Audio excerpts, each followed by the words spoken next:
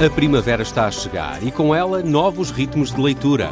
Leia artigos de opinião e receba acesso antecipado a todos os episódios de Podcast Plus. Acompanhe a atualidade ao minuto. Assine hoje o Observador com até 58% de desconto e habilite-se a ganhar uma tote bag e um voucher da Livraria Almedina. Tudo em observador.pt.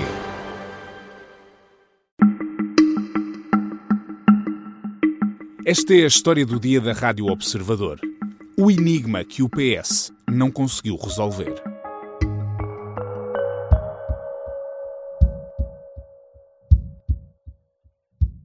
Somos hoje um partido de oposição responsável, construtiva, mas firme, para dizer não àquilo que há que dizer não. Durante 2 dias o PS tentou responder a uma pergunta simples.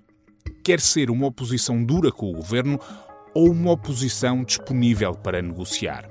E Carneiro respondeu. Mas ficou assim tão claro se vão ser uma oposição dura ou disponível? É isso que vamos tentar perceber hoje, o que saiu e o que não saiu deste Congresso. E é precisamente por isso que vou falar com a Rita Tavares, jornalista de política do Observador, a quem se recorre de cada vez que há perguntas a fazer sobre o Partido Socialista. Tal é a quantidade de anos que já leva a cobrir o partido. Eu sou o Pedro Benevides e esta é a história do dia de segunda-feira, 30 de março.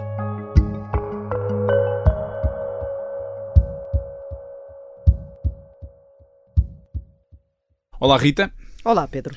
Vamos só esclarecer aqui quem nos está a ouvir que são neste momento 10 horas da noite de domingo. Tu acabaste de regressar de uma longa viagem de Viseu, de um longo congresso de Viseu. Como é que te sentes neste momento?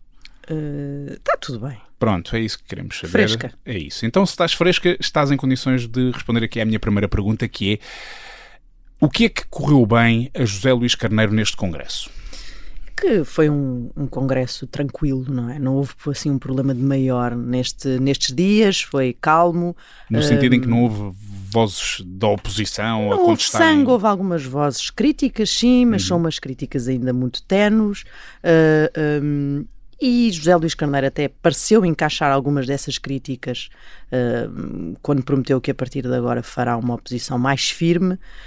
Portanto, isto não foi um daqueles congressos que se tornou um daqueles almoços de família chatos que acaba toda a gente zangada e a discutir. Saíram de cabeça baixa, é certo, porque o momento ainda é difícil para o Partido Socialista, que ainda não se habituou, de facto, a estar na oposição, mas não sai propriamente com feridas em sangue entre socialistas e com facas nas costas. Então podemos dizer que José Luís Carneiro saiu reforçado deste congresso? Não diria reforçado, mas não saiu pior do que estava.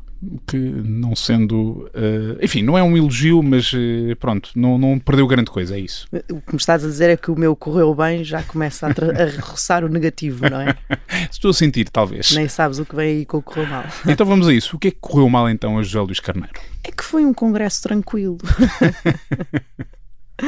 Foi um congresso pouco interessante, não é? Pouco entusiasmante. Nota-se que esta liderança não entusiasma de forma muito significativa o Partido Socialista. A participação não foi muito efusiva, percebia-se na sala, não há aquelas palmas em pé, aqueles discursos que levantam o partido. O partido também é verdade que não está na sua melhor fase. A oposição é sempre difícil, mas falavas aí de não entusiasmou a sala.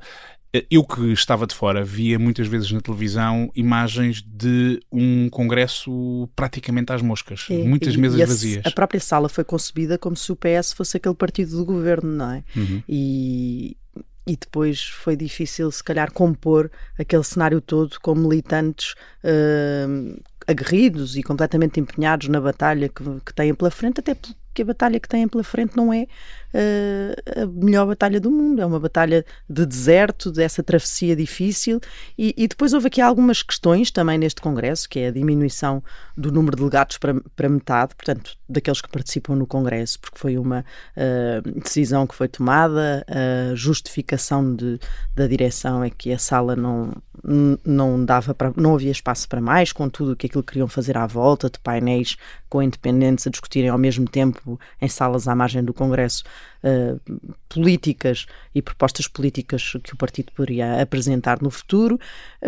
Mas o que isto faz, esta diminuição do número de delegados, é que acaba por mobilizar menos o partido em si, a estrutura do partido, e isso notou-se muito, que foi um congresso mais apagado e quase assim um congresso de partido pequeno, mais pequeno do que o Partido Socialista, que também por si, neste momento, já está um bocadinho mais reduzido, pelo menos na Assembleia da República. E talvez por isso o Congresso fosse importante que desse outra imagem e não de... Eu acho que foi tentado, até pelaquela dimensão daquela sala, com aquele ecrã todo o comprimento. Sim, cenicamente estava impecável. Certo, mas depois é difícil para os militantes corresponderem por variadíssimas razões, seja porque o tempo é difícil, porque vêm de um período traumático, seja porque o líder provavelmente não os entusiasma como entusiasma outros, seja porque o que têm pela frente é a tal travessia do deserto e que se calhar preferem guardar-se para outro tempo.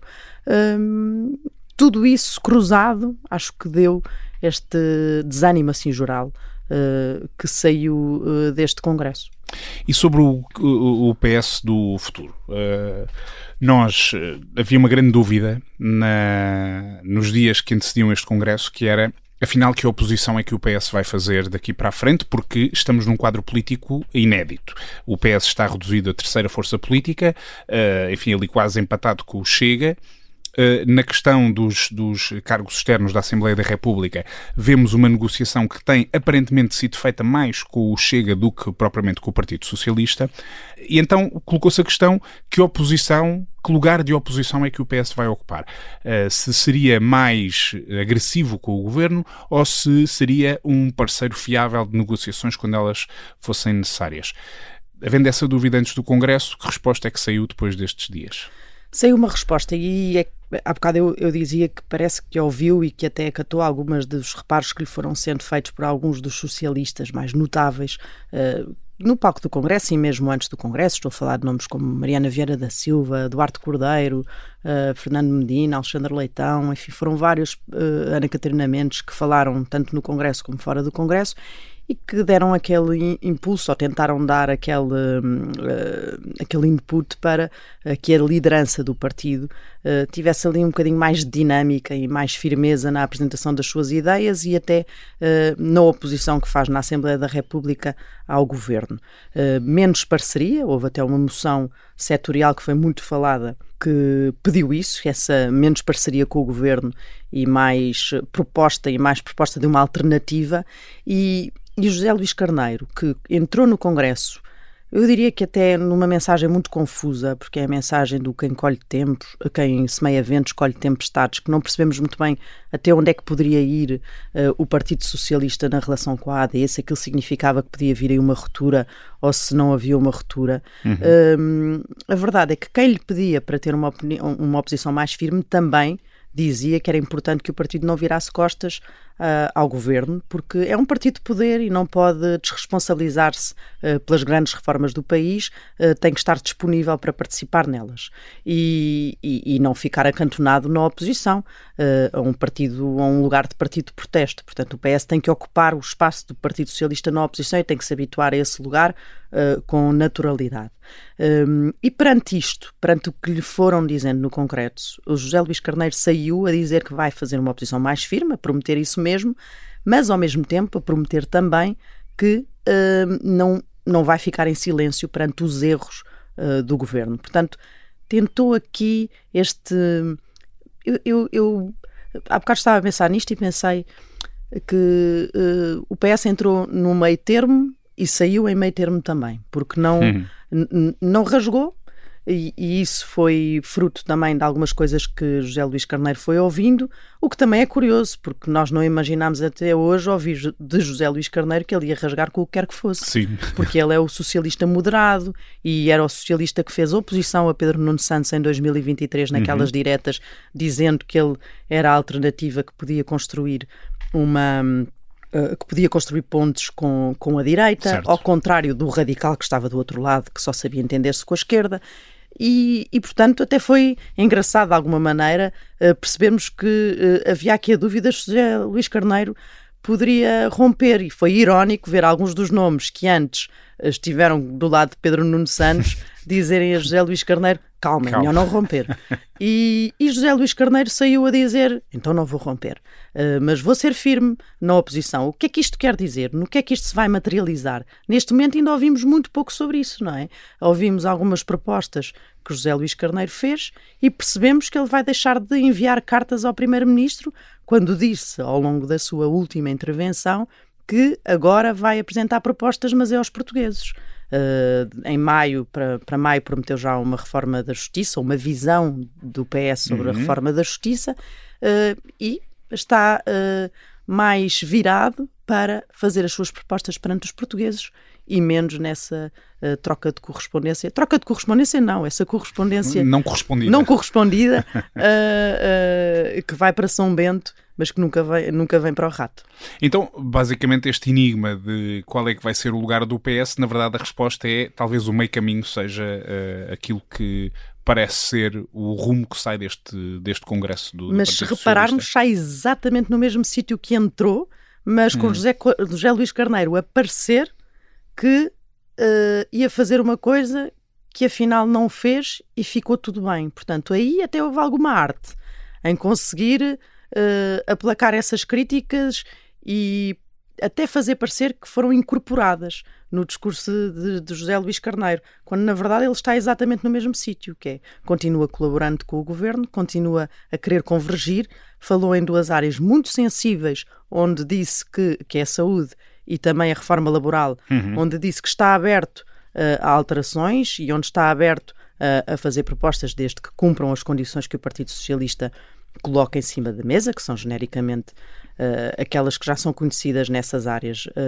nas áreas sociais, e portanto, quer dizer, desse ponto de vista, José Luís Carneiro continua a ser o mesmo moderado e o mesmo político previsível nessa relação com o governo, não, mesmo com esta questão dos juízes aqui ao virar da esquina, porque esta semana que vem com certeza que vai haver uma definição sobre isso, porque as listas têm de ser entregues até quinta-feira, as listas de candidatos aos vários órgãos externos à Assembleia da República, e acho que tudo se vai definir, mas já se percebeu que o Partido Socialista não vai virar a mesa se for colocado fora dessa equação, dessa negociação, vá para os juízes do Tribunal Constitucional. Vai engrossar a voz, talvez, dizer que agora acabou PSD e foi o PSD que quis romper e não o Partido Socialista, mas vai continuar a fazer propostas, e se Luís Montenegro lhes disser precisamos do PS para isto, o que é que o PS pode pôr aqui, que cedências é que podemos fazer que possam convencer o Partido Socialista, ele estará lá para negociar. Não se vai pôr de fora. Rita, só para terminarmos, na constituição das equipas, porque os congressos também formam muitas equipas de trabalho dentro dos partidos, o que é que tu destacarias aqui daquilo que José Luís Carneiro quis fazer? Acho relevante a construção que fez da Comissão Nacional. Apresentou uma lista que foi a lista única, portanto foi a lista que ganhou, e a Comissão Nacional de José Luís Carneiro, que é presidida por uma autarca, que é a Inês de Medeiros, Presidente da Câmara da Almada, e é um órgão que é aquele que se reúne no Partido Socialista sempre que há grandes decisões a tomar neste período entre os congressos, porque só volta a haver um congresso daqui a 2 anos, e o que nós vimos foi que foram escolhas feitas muito com base naquilo que são as pessoas que fazem parte do tecido autárquico, das estruturas do partido pelo país, tudo isso está lá representado. Isto, por um lado, pode mostrar a vontade de José Luís Carneiro em construir ali uma base que seja o mais aberto possível à sociedade para relançar a partir daí o partido, com pessoas que estão implantadas nos conselhos e que depois têm essa relação de proximidade com as populações e conseguem levar-lhe mais informação e fazer um trabalho de campo mais preciso, mas também pode ser aquela tentação muito básica de ter uma muralha à sua volta e, em vez de ser uma abertura, isto ser um fechamento dentro daqueles que lhe dão maior segurança e que são pessoas mais próximas. Ou então as duas coisas ao mesmo tempo, que também, claro que é possível, claro. e que se consegue fazer. Depois disto ainda vai escolher a Comissão Política, e aí já vai ter outros nomes, como que é aquele órgão da Direção Política Permanente que se reúne com mais frequência, e já sabemos que vão estar lá alguns dos mais notáveis e até críticos, e que ele sabe que são adversários futuros claros à sua direção, como Fernando Medina e Eduardo Cordeiro, e depois provavelmente terá outros também na sua direção mais próxima ao Secretariado Nacional. A partir daqui, José Luís Carneiro já não se pode queixar de nada, tem os órgãos do partido construídos à sua imagem. Vamos ver como é que corre. Rita, obrigado. Nada, obrigada. Eu conversei com a jornalista do Observador Rita Tavares, que conhece toda a gente no Partido Socialista, dos dirigentes históricos aos novos rostos que surgiram nos últimos tempos. E como tem memória, no texto que publicou no jornal sobre as entrelinhas do discurso de Carneiro, a Rita lembrou uma questão importante. Já no fim do discurso, o reeleito secretário-geral do PS diz que pretende ser o candidato do partido às próximas legislativas. Só que isso não era coisa a definir neste Congresso. Se o calendário se cumprir, as eleições estão a mais de 3 anos de distância e, entretanto, o PS terá outro Congresso. Falta saber se Carneiro chega até lá, porque a história política está carregada de líderes aclamados quando o partido está no deserto da oposição, que passam a descartáveis quando começa a cheirar a poder. Esta foi a história do dia. A sonoplastia é da Mariana Sousa Aguiar, a música do genérico é do João Ribeiro. Eu sou o Pedro Benevides. Até amanhã.